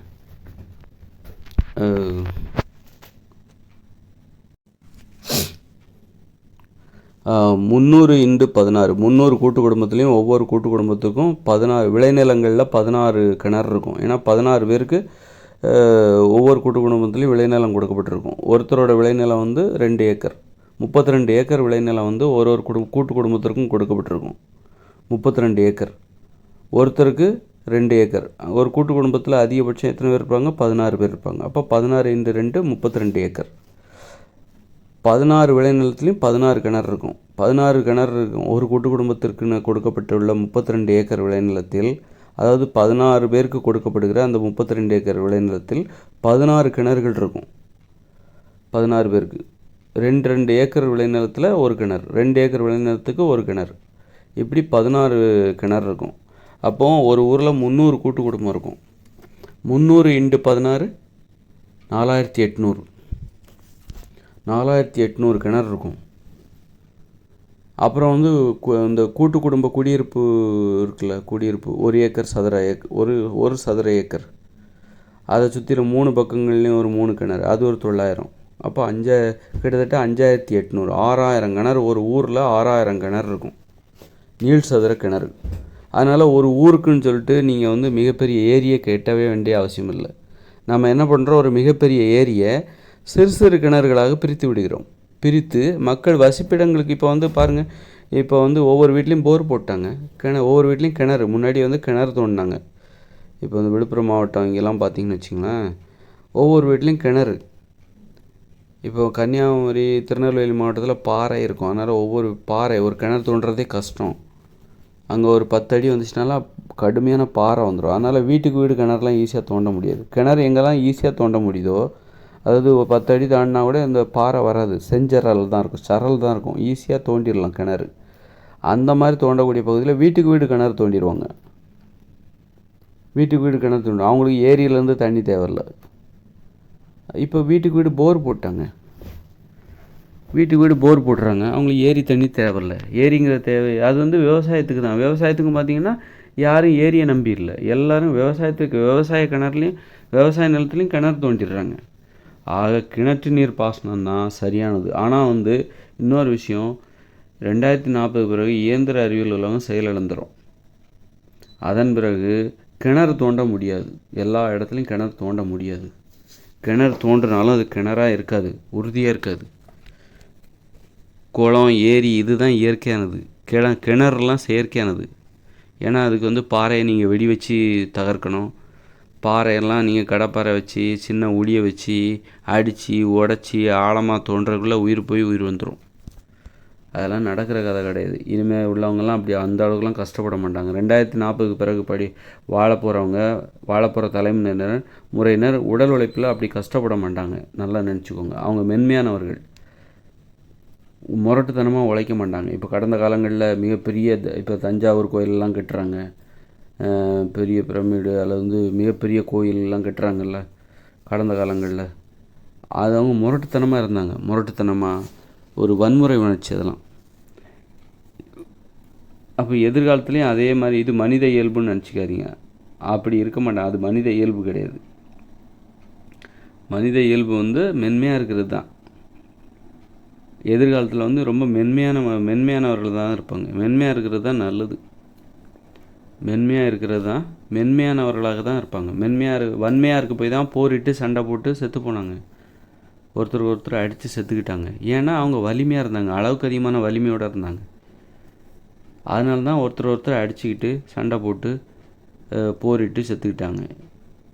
இப்போ மென்மையாக இருந்தாங்கன்னா, இப்போ என்ன மாதிரிலாம் மென்மையாக இருந்தாங்கன்னா, நான்லாம் போருக்கெலாம் இப்போ உள்ளவங்க யாராவது போருக்கு போவாங்களா? நீங்கள் போவீங்களா? போருன்னா நீங்கள் கத்தியும் அருவாளையும் தூக்கிட்டு போவீங்களா? வெற்றிவேல் வீரவேல்னு சொல்லிட்டு வாழை தூக்கிட்டு போவீங்களா? போக மாட்டீங்க. இனிமேல் உள்ள தலைமுறைலாம் போக மாட்டாங்க. போரெல்லாம் எல்லாரையும் நேசிக்க கற்றுக்கிட்டாங்க. போர்லேருந்து விடுபடுறதுக்குன்னா நேசிச்சா போதும். நீங்கள் மற்றவங்க நேசிக்க கற்றுக்கல, உங்களுக்கு நேசிக்க தெரில, அதனால தான் போரிட்டு சண்டை போட்டுறீங்க. அன்பு செலுத்த உங்களுக்கு தெரில. அந்த கடந்த காலத்தில் வாழ்ந்தவங்களுக்கு அன்பு செலுத்த தெரில. அன்பை எப்படி செலுத்தணும், காதலிக்க தெரில. மென்மையானவர்களாக அவர் இருக்கவில்லை. இப்போ நம்ம எப்படி மிகப்பெரிய விஷயங்களை சாதிக்கணும்னு நினைக்கிறோம், அதே உணர்வு அவங்களுக்கு இருந்தது. ஆனால் அவங்ககிட்ட அந்த தொழில்நுட்பம் குறைவாக இருந்தது. இருக்கிற தொழில்நுட்பத்தை வச்சுக்கிட்டு கடினமாக முரட்டுத்தனமாக உயிரை பணையம் வச்சு உழைச்சிக்கிட்டு இருந்தாங்க. அவங்ககிட்ட தொழில்நுட்பம் இல்லை. நம்மக்கிட்ட தொழில்நுட்பம் இப்போ இருக்குது. நல்ல தொழில்நுட்பம் முன்னேறிடுச்சு. அப்போவும் தொழில்நுட்பம் இருந்தது. அப்போ உள்ள தொழில்நுட்பம் என்னதுன்னா அருவாய், ஈட்டி, சுத்தியல், உளி, கடப்பாரை, இந்த தொழில்நுட்பத்தை தான் நம்பி அவங்க வந்து தஞ்சாவூர் கோயிலை கட்டுறது, நிறைய இந்து கோயில்கள்லாம் அப்படி தான் கட்டினாங்க. அந்த தொழில்நுட்பத்தை வச்சு அவங்க பண்ணிட்டாங்க. அவ்வளோ பேர் வேலை பார்த்துருப்பாங்க. பாறைகளை வந்து சதுர கற்களாக செதுக்கி அப்புறம் அதை வந்து பூசி சாந்தெல்லாம் போட்டு பூசி கோயிலை கட்டிட்டாங்க. அதனால் அன்னைக்கு உள்ள தொழில்நுட்பம் அது. அந்த தொழில்நுட்பம் வந்து அவர்களுக்கு அப்படி ஒரு நம்பிக்கை கொடுத்துச்சு. இப்போ இதே மாதிரி தான் 2040 பிறகும் அப்போவும் நம்ம எடுத்துகிட்டு போகிற சுத்தியல் தான் இருக்குமே தவிர, நாம் இங்கேருந்து சேகரித்து எடுத்துக்கொண்டு போன அந்த சுத்தியல், கடப்பாரை, அருவா, ஈட்டி, இதுதான் வந்து 2040 பிறகு வச்சு யூஸ் பண்ண போகிறோம். 2040 பிறகு யாரும் வந்து சுத்தியல்லாம் தயாரிச்சிக்கிட்டு இருக்க மாட்டாங்க. வாள், ஈட்டி, கடப்பாரை இதெல்லாம் யாரும் உற்பத்தி செய்ய மாட்டாங்க, தயாரிக்க மாட்டாங்க. அந்த வேலைலாம் பண்ண மாட்டாங்க. மென்மையானவர்கள், அவர்களெலாம் காதலிக்க தெரிந்தவர்கள். அதாவது நீங்கள் காதலிக்க தெரிஞ்சிச்சுன்னு வைங்களேன், நீங்கள் ஒரு அடிமையாகவே இருக்க மாட்டீங்க. உங்களுக்கு வாழ்கிறது எளிதாக வாழ்கிறதுக்கு, மகிழ்ச்சியாக வாழ்வதற்கு உங்களுக்கு காங்கிரீட் கட்டடம்லாம் தேவையே இல்லை. மகிழ்ச்சியாக வாழ்வதற்கு உறவு முறையே போதுமானது, அன்பு பாசமே போதுமானது. எதையும் சகிச்சுக்கலாம். அதாவது அன்பு பாசம் உங்கள்கிட்ட இருந்தது, பிறரை நேசிக்க தெரிஞ்சது அப்படின்னா எதை வேணாலும் சகிச்சுக்கலாம். காங்கிரீட் கட்டெல்லாம் தேவையில்லை, குடிசையே போதும். குடிசையே சொர்க்கமாக இருக்கும். சும்மா குடிசையில் வாழலாம், காடுகளிலே வாழலாம். ஒரு காதலன், ஒரு அன்பு பாசம், ஒரு மென்மையான வன்முறை இல்லாத ஒரு உலகம், கெட்ட வார்த்தைகள் இல்லாத உலகம். நீங்கள் முரட்டுத்தனமாக உழைக்கவே கூடாது. ஒரு விவசாயம் கூட மென்மையாக நடக்கும். அவங்கெல்லாம் வந்து இப்போ விவசாயம் பண்ணுறோம்ல, நிலத்தை உழுது பயங்கர கஷ்டப்பட்டு. ஏன் விவசாயம் வந்து விவசாயத்தை ஏன் பண்ணல மக்கள்? அது கஷ்டமாக இருக்குது, ரொம்ப கஷ்டமாக இருக்குது. அதனால தான் மக்கள் அதை விட்டுட்டு போனாங்க. அதை பார்த்தா பயமாக இருக்குது, வெறுப்பாக இருக்குது, ஏமாற்றம் வேறு அதிகமாக இருக்குது. அதனால தான் விவசாயத்தை விட்டுட்டு போனாங்க. ஏன் விவசாயத்தை விவசாயம் தானே பண்ணிகிட்டு இருந்தாங்க. அதில் நல்லா சுதந்திரமாக பண்ணலாமே, யாருக்குன்னே இல்லாமல் நம்ம விவசாயம் பண்ணலாமே. ஏன் விவசாயத்தை விட்டுட்டு ஓடுறாங்க? விவசாயம் கஷ்டமாக இருக்குது. எல்லா தொழிலும் எப்படி கஷ்டமாக இருக்கோ அதே மாதிரி விவசாயமும் கஷ்டமாயிடுச்சு. அதனால் நம்ம பண்ணுறது இயற்கை விவசாயம் கிடையாது, செயற்கை விவசாயம். இயற்கையான விவசாயம் என்பது எளிதானது, செயற்கையான விவசாயம் என்பது கடினமானது. செயற்கையான விவசாயம் என்ன அப்படின்னா, இந்த நெல், தானியம், கோதுமை இதை மட்டுமே பிரதானமாக பயிரிடுவது தான். நீங்கள் வந்து கேழ்வரகு அதுலேருந்து பிரித்து எடுக்கிறாங்க பாருங்கள். கேழ்வரகெல்லாம் பிரித்து எடுக்கிறாங்க பாருங்கள். தானியங்கள் சின்னதாக இருக்குது கேழ்வரகு, அதுலேருந்து கூட அதை கூட அறுவடை பண்ணி பிரித்து எடுக்கிறாங்கன்னா அது எவ்வளோ கஷ்டமான வேலை பாருங்கள். நுணுக்கமான வேலை, நுட்பமான வேலை அது.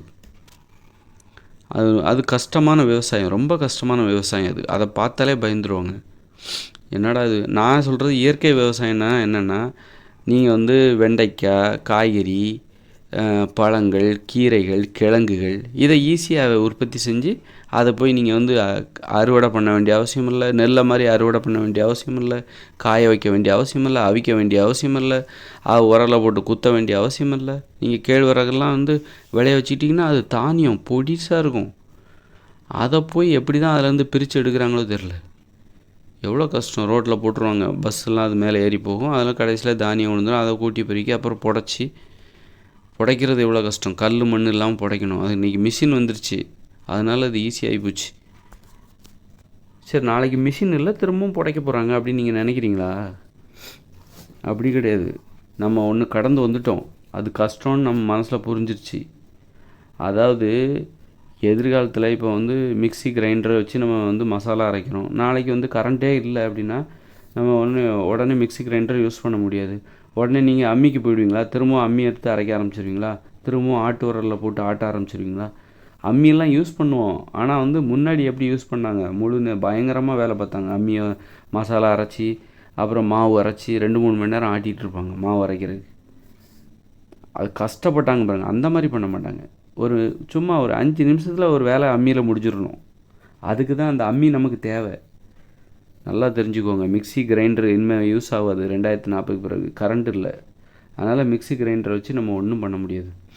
ஆனால் நமக்கு அம்மி தேவை. இப்போ நம்ம எடுத்து வைக்கிற அம்மி தான் நமக்குள்ள அம்மி. நல்லா நினச்சிக்கோங்க. அம்மி, உரல், அப்புறம் ஆட்டுக்கல், இது எல்லாமே இப்போ நம்ம எடுத்து வச்சுக்கிறோம்ல, இந்த உலகத்துலேருந்து சேகரித்து வைக்கிறோம்ல, இதுதான் நம்முடைய சொத்து. ஏன்னா 2040க்கு பிறகு நீங்கள் வந்து ஒரு அம்மியை கூட தயாரிக்க முடியாது. அம்மியை தயாரிக்க முடியாது. அல்லது கொஞ்ச காலத்துக்கு தயாரிக்கலாம். ஏன்னா அம்மி தயாரிப்பதற்கு என்ன தேவை? பாறை தேவை, உளி தேவை. அதை வெட்டி எடுக்கணும்ல. நீங்கள் ஒரு அம்மியை தயாரித்து பாருங்கள், ரொம்ப கஷ்டம். இன்றைக்கி வந்து மிஷினை வச்சு அறுத்து எடுக்கிறாங்க. பெரிய பெரிய பாறாங்கற்கள்லேருந்து அதை 4 துண்டாக அறுத்து அதுலேருந்து ஈஸியாக செதுக்கிடுறாங்க. மிஷினை வச்சு செதுக்கி ஒரு அம்மி, உரல் எல்லாமே எடுத்துடுறாங்க. நீங்கள் இந்த மிஷின்லாம் இல்லை, கரண்ட் இல்லை, என்ன பண்ணுவீங்க? கையால் உடைச்சிக்கிட்டு இருக்கணும். அந்த அந்த டேலண்ட்டு இப்போ வந்து மறைஞ்சிக்கிட்டே போகுது. திறமை மறைஞ்சிக்கிட்டே போகுது. திரும்பவும் கற்றுக்க போகிறாங்கன்னு சொல்கிறீங்களா? கற்றுக்க மாட்டாங்க. இப்போ வந்து நம்ம 2040 பிறகு இந்த இயந்திர அறிவியல் உலகம் அழிஞ்சு போயிடும். அப்புறம் வந்து திரும்பவும் நம்ம போரிட ஆரம்பிச்சிருவோமா? கத்தியை தூக்கிட்டு, வாழை தூக்கிட்டு சண்டை போட ஆரம்பிச்சிருவோமா? போட மாட்டோம். ஏன்னா நம்ம வந்து அப்போ ஏன் சண்டை போட்டோம், இப்போ ஏன் சண்டை போட மாட்டோம்? 2040 பிறகு ஏன் சண்டை போட மாட்டோம்? கடந்த காலங்களில் 100 வருஷத்துக்கு முன்னாடி, 300 வருஷத்துக்கு முன்னாடி சண்டை போட்டாங்கல்ல. ஏன் இப்போ சண்டை போட்டோம்? அப்போ ஏன் சண்டை போட்டோம்? இப்போ ஏன் சண்டை போட மாட்டாங்க? நான் ஏன் சண்டை போட மாட்டாங்கன்னு சொல்கிறேன்னா, இப்போ நேசிக்க தெரிஞ்சுக்கிட்டாங்க. ஒருத்தர் நேசிக்க தெரிஞ்சுக்கிட்டாங்க. ஒருத்தரோட உணர்வுகளை புரிஞ்சிக்க தெரிஞ்சுக்கிட்டாங்க. அந்த காலத்தில் ஒரு 100 வருஷத்துக்கு முன்னாடிலாம் உணர்வுகளை புரிஞ்சிக்க தெரியாது. அவங்களுக்கு இந்த சோறு இதெல்லாம் பெரிய விஷயமா தெரிஞ்சுது. அதனால் அதில் வந்து நாக்கை தொங்க போட்டுக்கிட்டு அதை போட்டு அம்மியில் அந்த சோத்துக்காகவே உழைச்சாங்க. அந்த உரலில் போட்டு டம்முன்னு குத்திக்கிட்டு இருப்பாங்க நெல்லை. அவங்களுக்கு அது பெருசாக தெரிஞ்சுது. இப்போ வந்து அதுதான் நமக்கு நோயை கொடுக்க போகுது. இந்த சமையல் உணவுகள் வந்து அவங்களுக்கு பெருசாக தெரிஞ்சுது. சமையல் உணவுகள்லாம் ரொம்ப பெரிதாக தீப்பெட்டி எப்போ வந்திருக்கும்? நல்லா யோசிச்சு பாருங்கள். தீப்பெட்டி எப்போ வந்திருக்கும்? ஒரு 100 வருஷத்துக்கு முன்னாடி வந்திருக்குமா? தீப்பெட்டி தொழிற்சாலை எப்போ வந்துச்சு? 100 வருஷம், 150 வருஷம். அதுக்கு முன்னாடி எப்போ தீப்பெட்டி வந்ததோ அதற்கு முன்னாடி என்ன பண்ணிகிட்டு இருந்தாங்க மக்கள்? அதுக்கு முன்னாடி சமைச்சிட்டு இருந்தாங்களா? எப்படி சமைச்சிருப்பாங்க? தீப்பெட்டி எப்போ நான் என்ன சொல்கிறேன், தீப்பெட்டி எப்போ கண்டுபிடிச்சாங்க? இந்த மாதிரி கொஞ்சம் ப்ராக்டிக்கலாக யோசித்தா மக்கள் அப்போ எப்படி வாழ்ந்தாங்க, சமையல் உணவை எப்போ இருந்து அதிகமாக சாப்பிட்டாங்கன்னு நமக்கு தெரிஞ்சிடும். ஒரு 100 வருஷத்துக்கு முன்னாடி, 50 வருஷத்துக்கு முன்னாடி, 200 வருஷத்துக்கு முன்னாடி, ஒரு 300 வருஷத்துக்கு முன்னாடி தீப்பெட்டி கண்டுபிடிச்சிருப்பாங்களா? அல்லது 500 வருஷத்துக்கு முன்னாடி தீப்பெட்டி கண்டுபிடிச்சாங்க. எல்லாத்துக்கும் அது எப்படி போச்சுது? எல்லா உலகத்தில் உள்ள எல்லாத்துக்கும் அந்த தீப்பெட்டி போய் சேர்ந்துதா? தீப்பெட்டி இருக்கிறனால தான் நம்ம சமைக்கிறது ஈஸியாக சமைச்சு சாப்பிட்றோம். தீப்பெட்டி இல்லைன்னா என்ன பண்ணியிருந்திருப்பாங்க? ஒரு 500 வருஷத்துக்கு முன்னாடி தீப்பெட்டியே இல்லைப்பா அப்படின்னா, தீப்பெட்டியே இல்லை அப்படின்னா அவங்க எப்படி சமைச்சிருந்துருப்பாங்க? ஒவ்வொரு வாட்டியும் நெருப்பை வந்து கல்லில் உரசி உருவாக்கி பற்ற வச்சாங்களா? அதில் பற்ற வச்சு யாராவது எங்கேயாவது ஒரு இடத்துல வந்து விறகை போட்டு அணைய விடாமல் எரிச்சிருக்கலாம். அல்லது தீபத்தை வீட்டில் வந்து தீபம் வந்து எப்போதும் எரிஞ்சிட்ருக்கிற மாதிரி வச்சுருந்துருக்கலாம். தீபம் அதாவது மண் விளக்கில் வந்து திரி போட்டு மண் விளக்கு ஏதாவது மண்பானை அதில் எண்ணெயை ஊற்றி அதில் வந்து திரியை போட்டு அணையாமல் பார்த்துருந்துருக்கலாம். ஒரு ஊரில் இருக்கிறாங்க அப்படின்னா ஊரில் எல்லாருமே அது ஒரு வீட்டில் இல்லைனாலும் இன்னொரு வீட்டில் போய் அந்த தீ எடுத்துகிட்டு வந்திருக்கலாம். நெருப்பை வாங்கிட்டு வந்திருக்கலாம். நெருப்பு கடன் வாங்குகிற வழக்கம்லாம் எனக்கு நல்லா தெரியுது. அப்போ நெருப்பை கடன் வாங்குறது நெருப்பை கடன் வாங்குகிற வழக்கம்லாம் இருந்திருக்கு மனித வாழ்க்கையில். அப்படியே தான் வந்து நெருப்பு அப்புறம் தீப்பெட்டி வந்தது. தீப்பெட்டி வச்சு அவங்கவுங்களே பற்ற வச்சுக்கிட்டாங்க. நெருப்பை கடன் வாங்குகிற வழக்கம் இருந்தது. அப்புறம் வந்து தீப்பெட்டி வந்தோடனே தீப்பெட்டி பற்ற வச்சாங்க. அப்போ அதுக்கு முன்னாடி ஒரு உலோகங்கள் கண்டுபிடிக்கிறதுக்கு முன்னாடி வந்து நம்ம நெருப்பெல்லாம் அதிகமாக பயன்படுத்தலாம். அப்போல்லாம் வந்து வெறும் பச்சை காய்கறிகள் தான் சாப்பிட்டோம். எப்போ வந்து நெருப்பை எல்லா இடத்துலையும் நெருப்பை பயன்படுத்தியிருப்பாங்களா? சரிப்பா, எல்லாருமே நெருப்பை வந்து பயன்படுத்தினார்களா? எல்லாருமே நெருப்பை பயன்படுத்தினாங்களா அந்த காலத்தில்? ஒரு ஊட்டி மாதிரியான இடங்களில் எல்லாருமே சில நேரங்களில் அந்த ஊரில் எங்கேயுமே நெருப்பு இல்லைன்றுவாங்க, தீப்பெட்டி இல்லாத காலங்களில். ஒரு ஊரில் நிறைய மக்கள்லாம் அப்போ இருந்திருக்க மாட்டாங்க. கொஞ்சம் அப்போவும் நகரங்கள்லாம் இருந்துச்சு. சில கிராமங்களில் நம்ம ஊரில் எந்த வீட்லேயுமே நெருப்பு இல்லையாம்மா, நான் போய் கேட்டு வந்துட்டேன், நெருப்பு இல்லையான்றுவாங்க. மழை பெஞ்சிட்ருக்கும், அப்போ நெருப்பு கிடைக்காம போயிருக்கும். பல நாட்கள் அவங்க நெருப்பு கிடைக்கிறதே அவங்களுக்கு பெரிய விஷயமா இருந்திருக்கும். அப்போ பச்சையாக தான் சாப்பிட்ருப்பாங்க. அதனால் கடந்த காலங்களில் மக்கள் ஆரோக்கியமாக இருந்ததுக்கு நெருப்பின் பயன்பாடு குறைவாக இருந்தது ஒரு காரணம்.